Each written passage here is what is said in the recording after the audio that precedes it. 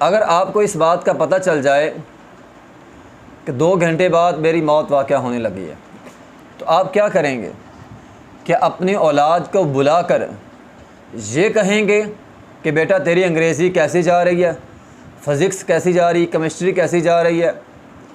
या बुलाकर आप ये कहेंगे कि बेटा मैं तो मरने वाला हूँ, मेरे पास कुरान पढ़ो? यकीनन आप यही जुमला बोलेंगे कि मैं मरने वाला हूँ, मेरे पास कुरान पढ़ो, मेरे पास जो है वो कलमा पढ़ो। लेकिन आपका बच्चा हो आपके सामने आकर ये जुमला बोल दे कि अब्बा जान कुरान तो मुझे आता ही नहीं है, सारी ज़िंदगी तो मैंने अंग्रेज़ी पढ़ी है। आप कोई अंग्रेज़ी की बात करें तो मैं आपको बतला दूँगा, अंग्रेज़ी पढ़ सकता हूँ, मुझे तो कुरान आता ही नहीं है। और मोहतरम भाइयों, आज ये सवाल हम में से हर आदमी अपने अपने गिरेबान में झांक के देखे ना, मरना तो है ना हर आदमी ने, किसी की मौत का पता तो है नहीं इंसान को। तो कम से कम इंसान अपने गिरबान में झांक कर अपने आप से ये सवाल करे कि अगर मेरी अभी मौत वाक़या होने वाली है, क्या मेरे बच्चे मेरे पास बैठकर कुरान पढ़ सकते हैं? आपने कब फौत होना है, मैंने कब होना है, किसी को नहीं पता। लेकिन अगर अभी मौत वाक़या हो गई, ये सवाल अपने आप से करें कि अगर अभी मौत वाक़या हो गई, क्या मेरे बच्चे इस काबिल हैं कि वो मेरी मैयत पर जो है वो जनाजे की दुआएं पढ़ सकें? ठीक है ना, जनाजा जब पढ़ा जाएगा, मेरे बच्चे दुआएं आती हों मेरे बच्चों को, क्या मेरे बच्चों को मेरी मैयत पर पढ़ने के लिए जनाजे की दुआएं आती हैं? ये सवाल करें ख़ुद से।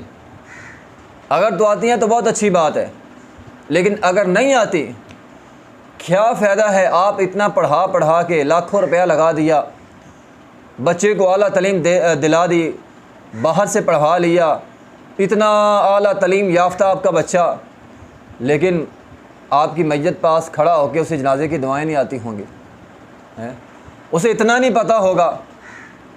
आप अपने गिरबान में झांक कर देखें, क्या मेरे बच्चों को इतना पता है कि अगर मैं मर गया तो वो मुझे कब्रिस्तान ले जाएंगे और मुझे दफना के मेरे बाद, दफनाने के बाद वक्फे से आया करेंगे और मेरी कब्र पर खड़े होकर मेरे लिए दुआएं किया करेंगे? कि आपको इतना भरोसा है अपनी औलाद पे? क्या आपने औलाद को इतना शऊर दिया है? क्या औलाद को इतनी तालीम दी है? क्या दीन के साथ इतनी वाकफियत औलाद की करवाई है? अगर तो करवाई है फिर तो बहुत अच्छी बात है, लेकिन अगर नहीं है तो फिर लम्हा फ़िक्रिया है आपके लिए, है। आज बहुत सारे लोग आप भी जानते होंगे, मैं भी जानता हूँ, उनके पास अपने बाप मर गया, जो बाप की लाश को दफनाने के लिए टाइम नहीं होता। मुलाजमों को पैसे देकर कहा जाता है मेरे अब्बा जान की लाश को दफना देना। जिनके पास दफनाने के पैसे, दफनाने का टाइम नहीं है, वो कब्र पे जाके आपके लिए क्या दुआएं खैर करेंगे? हाँ, अगर चले भी गए उन्हें तो दुआ आती ही नहीं है।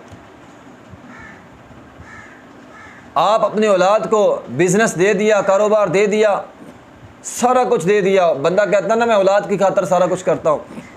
आज आप करोड़ों कमा रहे हैं, लाखों कमा रहे हैं, आपकी जायदाद के वारिस आपकी औलाद। अगर कल को उनके पास आपकी कब्र पे जाकर दुआ करने के लिए वक़्त नहीं है तो फिर क्या फ़ायदा है? नबी अलैहिस्सलाम ने ऐसे नहीं फरमाया वालदुन सालिह, फरमाया नेक औलाद बनाओ। ये जो नेक औलाद होगी उसे पता होगा, वो आपकी जनाजे पर दुआएं पड़ेगी, उसे पता होगा मेरा बाप है, उसकी कब्र पे जाके मैंने दुआ करनी है, वो दुआएं खैर करेगी, वो अच्छे काम करेगी। अगर आप अपनी औलाद को वालदुन सालिह नेक नहीं बनाते तो फिर लम्हा फ़िक्रिया आपके लिए। हमारे यहाँ अलमिया ये है, आज स्कूल की तालीम दिलवाने पर बड़ा ज़ोर दिया जाता है और बड़े ज़ोर से दिलवाई जाती है, पाबंदी के साथ है। हालांकि स्कूल में दाखिले की फ़ीस होती है, माहाना फ़ीस है, सालाना फ़ंड है, दाखिले भी साल में एक दफ़ा खुलते हैं। अगर दाखिले बंद हो जाएं, हम जनाब मिलते हैं, समाजते हैं करके अपने बच्चों को उठाकर जो है वो स्कूल जाते हैं, फ़ोन करवाते हैं हमारा बच्चा जो है वो दाखिल कर लो। बाज़ औक़ात जुर्माना भी हम भर लेते हैं। और दूसरी तरफ क्या है, मस्जिद में मौलवी साहब, कारी साहब हैं, लोगों को कहते हैं लोगों अपने बच्चे पढ़वाओ। मस्जिद में सवाए चंद बच्चों के और बच्चे नहीं होते। स्कूलों में हज़ारों बच्चे और मसाजिद खाली है। वो छोटे छोटे बच्चे आते हैं, है। किसी ने एक मरतबा नाजरा पढ़ लिया तो बस ठीक है, काफ़ी हो गया, बच्चा अब काफ़ी हो गया, तूने नाजरा पढ़ लिया अब काफ़ी है, अब दोबारा कुरान को हाथ लगाने की ज़रूरत ही नहीं है। ये सूरत हाल है हमारी। आज हम लोग दीन से इतना दूर हैं, इतना दूर है, लोगों को नमाज नहीं आती हैं। हमारे बाज़ बड़े बड़े वज़ीरों को कुल वल्लाह नहीं आती, इन्ना अतैना नहीं आती, सूरह कौसर, सूरह इखलास, सूरह फातिहा नहीं आती, अल्हम्दुलिल्लाह नहीं आती,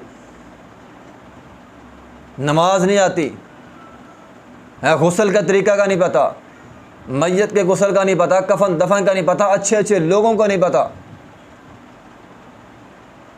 वो एक दोस्त बतला रहे थे कि वो बीए का पेपर था, ठीक है ना, तो बीए का पेपर देने के लिए वो गए तो वहाँ सवाल आ गया, ला इलाहा इल्लल्लाह मुहम्मद रसूलुल्लाह लिखना है और साथ नीचे तर्जमा लिखना है, यानी जिसको हम कहते हैं लफ्ज़ी तर्जमा, तो वो तर्जमा लिखना है। कलमा लिखो, नीचे तर्जमा लिखो।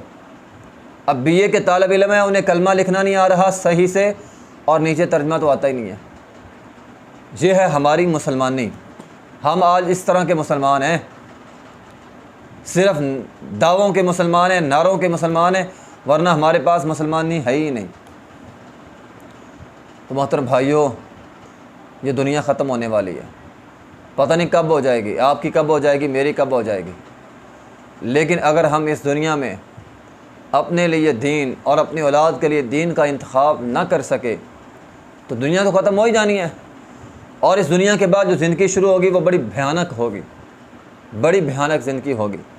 फिर इंसान कहेगा, ऐ अल्लाह लौ अन्ना लना कर रहा, ऐ अल्लाह एक मौका दे दे, एक मरतबा वापस भेज दे, ऐ अल्लाह बड़े अच्छे काम करूँगा, लाली आमल सालिहा, एक मौका दे दे, बड़े अच्छे काम करूँगा।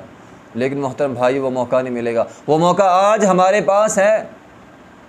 इसलिए दीन को अहमियत दें, दीन को तरजीह दें, इसमें हमारा भी फ़ायदा है, हमारे बच्चों का भी फ़ायदा है, हमारी औलाद का भी फ़ायदा है, मुआशरे का भी फ़ायदा है, हमारे मुल्क का फ़ायदा है और हमारी आखिरत भी इससे बेहतर हो जाएगी। व आखिर दावाना अल्हम्दुलिल्लाहि रब्बिल आलमीन।